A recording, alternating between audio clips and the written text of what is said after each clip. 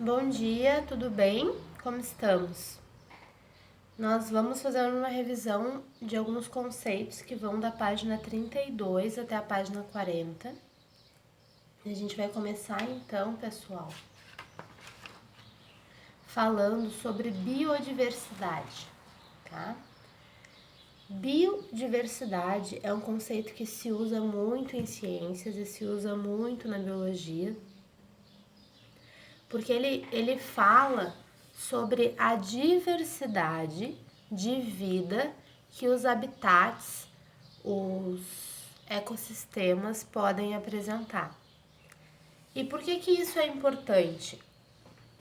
Porque vocês estudaram ali que os ecossistemas eles sofrem impactos, eles sofrem mudanças, eles sofrem transformações.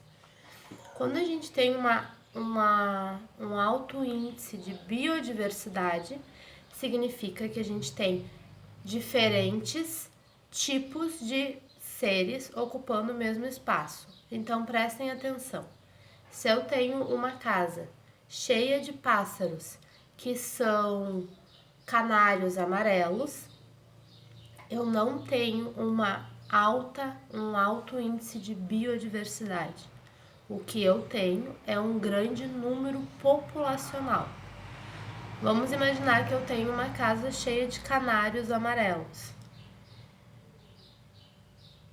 E acontece que esses canários amarelos, eles gostam de comer frutas amarelas e comeram as frutas que estavam intoxicadas. Todos os pássaros vão morrer por causa dessa intoxicação. E aí, o que vai acontecer? Vai ter um grande desequilíbrio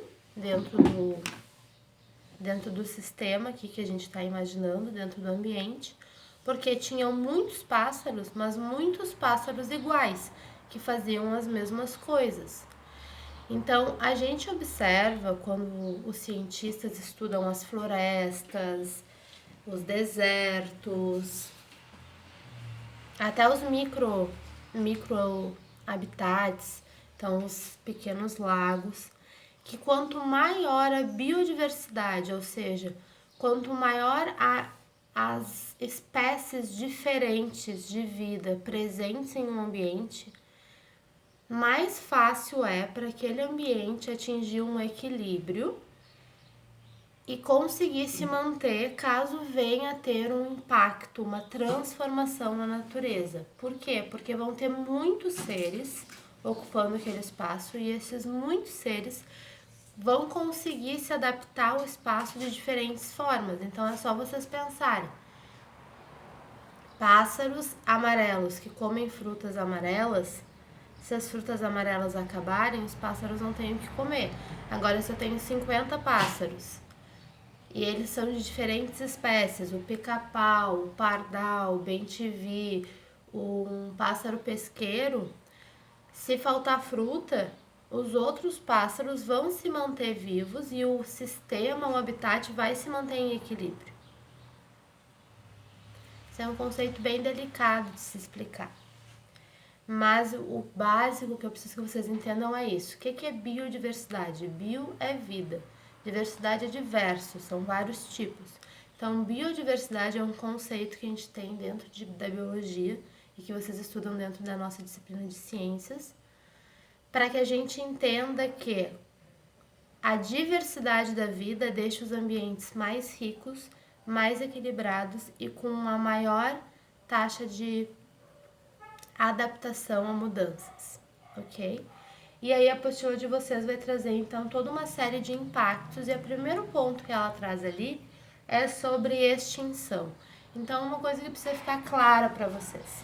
Extinção é um processo que acontece de forma natural, sim. Porém, contudo, entretanto, o que a gente vê hoje é que a gente não vive mais praticamente extinções naturais, a gente vive extinções provocadas pelo homem. Por quê? As extinções naturais, pessoal, elas demoram muito tempo para acontecer.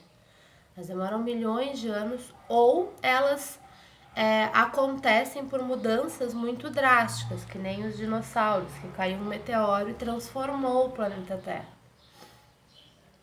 Porém, essas mudanças pontuais e drásticas ou longas, elas não estão mais conseguindo acontecer, porque o ser humano está fazendo mudanças muito fortes e em tempos muito curtos. E aí a gente começa a ver, então, processos de extinção ou sendo acelerados pelos seres humanos, ok?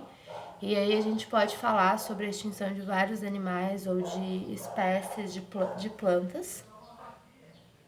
A gente pode falar do aquecimento global, que a gente já estudou, que é um processo natural que eu ensinei para vocês lá no sexto ano, porém com a pecuária, que é a criação dos gados, com as indústrias, com todo a questão do petróleo, a gente acaba aumentando, fazendo com que esse processo de extinção, de desequilíbrio ecológico aconteça mais rápido, tá? Então a gente pode ter uma extinção de espécies de animais, uma extinção de plantas e a gente pode também ter extinções de habitats, né? Do que a gente chama de fatores abióticos, então da estrutura.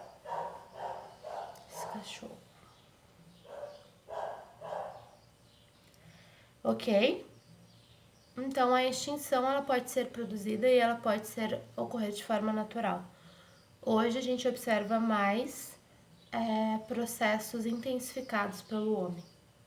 E aí o livro de vocês vai trazer alguns exemplos, né? Ele traz ali desmatamento, poluição, caça, introdução de espécies exóticas, espécies invasoras.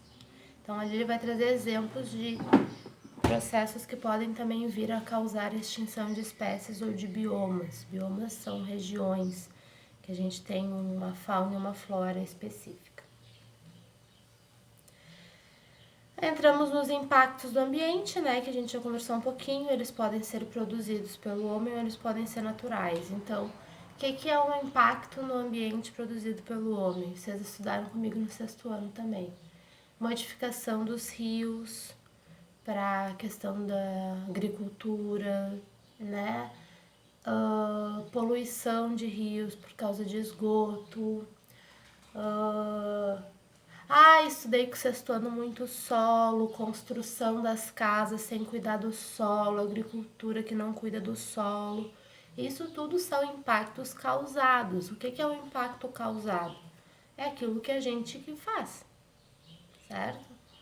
E a gente sempre entra naquele debate que sim, nós precisamos viver, nós precisamos comer, nós precisamos construir, mas que hoje a gente precisa entender que se a gente destrói a natureza para construir algo que a gente precisa, a gente destrói a nossa casa, porque essa natureza, todo esse bioma, todo esse lugar onde a gente mora, ele tem um equilíbrio. Então começam a surgir as técnicas, os estudos sustentáveis para que a gente comece a viver nesse planeta de uma forma que esteja em equilíbrio com o planeta, porque o planeta tem um equilíbrio em si. Já faz muito tempo que a gente está desequilibrado com ele, né? Gerações de gerações. Sexto ano vai lembrar, eu espero. Ok, pessoal, impactos naturais, acho que tranquilo, né? Chuva, tempestades, raios. Os impactos naturais, eles são mais tranquilos. Normalmente os seres vivos, quando eles são impactos mais leves, os seres vivos conseguem se adaptar com mais facilidade. Quando eles são muito fortes, é óbvio que eles vão desequilibrar o ecossistema, mas eles também são mais raros, esses impactos naturais mais fortes, né? O que nós temos normalmente são impactos naturais, como chuva, vento, tempestade, deixa eu ver aqui mais, desmoronamento, de uma forma menor e mais equilibrada, permitindo que o sistema se mantenha ali, que os seres vivos consigam sobreviver. E aí, entramos em estratégias de sobrevivência e o que nós vemos ali é um termo que é o ponto desse vídeo, que é o termo da evolução. O que a gente observa em ciências, pessoal? Quando vocês estudaram fósseis lá no sexto ano, vocês viram que os seres eles eram de um jeito e hoje eles são de outro. Então, todos os seres vivos eles passam por um processo que a gente chama de evolução. eles se transformam com o passar do tempo. E essas transformações são adaptações que a gente observa que os seres vamos dizer assim, desenvolvem, e essas adaptações estão relacionadas com o ambiente. Ou seja, os seres vivos, o que eles querem? Eles querem se alimentar, crescer, reproduzir, viver e morrer. Ok? Esse é o ciclo básico da vida. Para que eles façam tudo isso, eles precisam permanecer no ambiente, eles têm que conseguir ficar ali. E muitas vezes, essas adaptações, elas vão facilitar, vão auxiliar com que eles permaneçam nesses ambientes. Então, quem foi meu aluno no 6º ano estudou adaptações comigo. A gente estudou das plantas, a gente estudou do ratinho, que coleta água no deserto. Quem não foi meu aluno, a professora tem ali na apostila uma série de exemplos de adaptações que a gente vê que os seres vivos podem vir a desenvolver, como camuflagem, mimetismo, estruturas para alimentação, então ali tem o peixe espátula, né? Pelos no corpo para se aquecer. E o que eu preciso que vocês entendam? De uma forma bem resumida. O corpo de um animal, a pele dele, até a alimentação dele, o comportamento dele, é resultado de um processo de evolução adaptativo. O que significa? Que em milhões e milhões de anos, os seres foram encontrando formas de estar adaptados, adaptar é conseguir sobreviver bem em um ambiente. E essas estruturas passam para as gerações que nascem depois e garantem que essas gerações façam um ciclo da vida: comer, crescer, reproduzir e morrer. Ok? Então, por exemplo, ali na apostila de vocês, na página 39, tem uma raposa, coisa mais linda. Aquela raposa, ela troca de pelo. Então, nas estações que são mais quentes, que tem mais sol, ela fica mais laranja. É a raposa do Ártico, se eu não me engano. E nas estações de mais frio, ela fica com a pelagem branca. Por quê? Porque isso auxilia ela a caçar, auxilia ela a se defender, auxilia ela a sobreviver nesse ambiente. Então, os seres vivos, pessoal, eles passam por transformações o tempo todo. O tempo todo. Só que essas transformações só são observadas depois de um longo tempo. Então, nós, seres humanos, hoje, nós temos algumas questões, algumas características que os cientistas vêm estudando. Então, por exemplo, o siso, que é um dente que nasce aqui, tem um ossinho lá pertinho do cóccix, que o que eles observam? Que a gente, hoje, em 2020, algumas pessoas têm e outras pessoas não têm. Isso seria um índice de que nós estamos perdendo essa característica porque ela não nos auxilia mais a nos adaptar. Então, o que a gente vê é que as espécies elas se transformam ao passar de muito tempo e elas desenvolvem novas características e perdem características antigas, ok? Essa eu acho que é a principal ideia sobre evolução. Depois, vocês vão ter as relações ecológicas. Eu não vou entrar aqui especificamente em cada uma delas. A gente vai ter lá na prova, acho que 2 questões sobre elas. O que vocês precisam saber é mais ou menos como elas funcionam. Se um animal come o outro, é o quê? Parasitismo ou predação? Tá? Quando tem 2 animais da mesma espécie se relacionando, são relações interespecíficas ou intra? Entre espécies ou de espécies diferentes? É isso, espero que todos estejam bem. Finalizamos nossa apostila, ok? Beijo, se cuidem.